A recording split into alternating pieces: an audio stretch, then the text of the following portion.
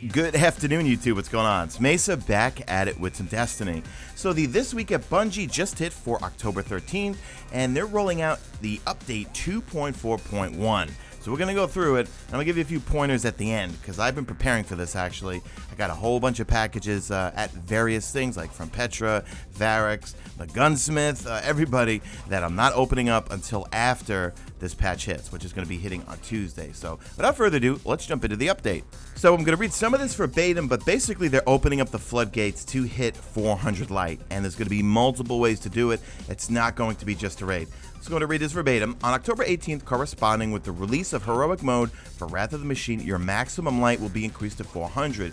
With this increase, here we go, take notes guys, many reward sources will also increase their maximum light. Strike Hordes, Nightfalls, Exotic Engrams, Trials of Osiris, Crucible, and Iron Banner will now provide rewards up to 400 light.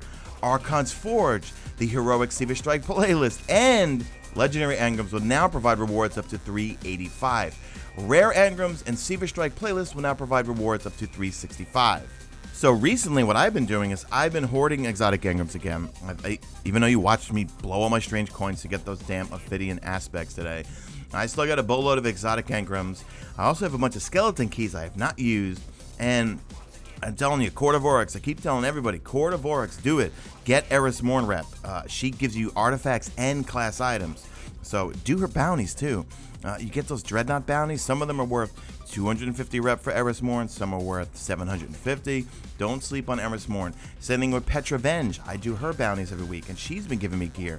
So just some other options for you guys. Save your Exotic Engrams. Save your skeleton keys. Another thing also, and maybe you can confirm for me in the comment section, I did Wrath of the Machine on all 3 characters this week, right? I was thinking of running it again this weekend to get more Siva key fragments, so I have just plenty of keys to open up everything on the raid on Tuesday, because I'm going to be doing it on all 3 characters. Now, I've heard mixed things. My friend Sloosberry from Lords of YOLO, that's the other clan from my boy Raider, over deployed in the Middle East, who I play with every week, we raid. He said when we ran it the other day, he got 6 Siva key fragments on that character that he had already done. But then Raider, when he had gotten to the end, we helped our friend out with the end boss, he got nothing. He didn't get any key fragments at the end of the raid. So I'm not 100% sure out there, but I'm going to give it a test maybe tomorrow over the weekend, where I go through the raid on my characters where I've done it already, see if I get any more Siva key fragments, because I want to use those to make keys. Another thing with regards to Wrath of the Machine hard mode, when I looked at the raid gear in the armory for hard mode, there's no differences, guys. Obviously, the light level is going to be different, but in perks, it's going to be the same perks. On the gauntlets, like first off, the gauntlets for the raid, I love them. They're the ones that give you extra heavy when you kill Fallen. That comes in very, very handy.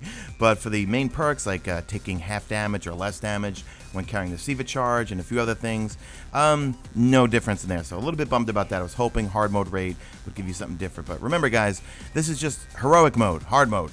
We're still waiting on when we're going to get the boss challenge modes, kind of like King's Fall. So to continue what they were saying regarding the strike playlist and so forth, the recommended light for these activities, meaning the Seaver Strike playlist, which is going to provide you up to 365, they'll all remain the same except for the Nightfall. The Nightfall is going to be increased to a recommended light of 380. For those striving to reach Heroic Wrath of the Machine, or even attempt their first run at normal Wrath of the Machine, players should find more paths and options available to them to reach maximum light. All goes in line with when I interviewed Deej back at Bungie in July 17th. Pretty much it's going to be just multiple ways to get to max light level. So solo players, fear not, you're going to have plenty of things to do. Now, they're making some changes to artifacts and ghosts, so I'm going to read this verbatim. Artifacts and ghosts are dropping from fewer sources than intended and have been added to Archon's Forge completion rewards. These items will now drop up to 400 light. Thank you, Bungie.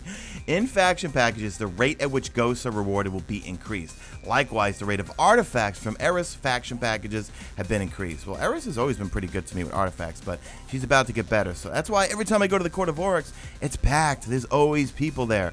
The tier 3s are going to give you, I think, 100 rep. Tier 2s give you 50. Tier 1s give you 25, yeah. But other than that, do your Dreadnought bounties. You're going to constantly be getting them, and there's a lot of rep. Little pro tip, I went to test it out, but it didn't really make for a video or anything. I went to my old abandoned quests, and I found that, hey, I had the Dark Below quest. So I did it. It was super easy, and I did get some Eris Morn rep in there, but it's really it wasn't worth making a video saying, guys, go back to your abandoned quest and do it. But if you're bored and you want to go through it, we also did Crow to Zen the other night just for a goof right after Wrath of the Machine. We're having fun. I think we got like 100 and something rep just for doing the full rate of Crow to Zen. So that's not even really worth going back and doing. What is worth doing is going to Court of Oryx, grinding it, and also doing those Dreadnought bounties that gives you rep for Eris Morn. Now, this is just a preview. We haven't seen the patch notes or anything. Deployment begins approximately 10 a.m. Pacific Standard Time on Tuesday the 18th. To ensure that all the world-first hopeful fire teams have time to download the update, Heroic Mode Wrath of the Machine will begin at 2 p.m. Pacific Standard Time on October 18th. Make sure you subscribe because I will be streaming it live right here on YouTube, our first run through I keep wanting to say hard mode, I'm sorry, Heroic Mode. So that's it for the meat and potatoes of the update. I'll link the full thing in the description. There's some other little nuggets in here, but this is pretty much all I wanted to talk about. And you guys know me. I always give you the meat and potatoes of the Bungie update, and you guys can read the rest. So anyway, that's it, guys. Drop a like in this video only if you see fit. Follow me on Twitter at Mesa Sean. Check my stream, usually and always on YouTube. And that's it. I am out of here like Vladimir.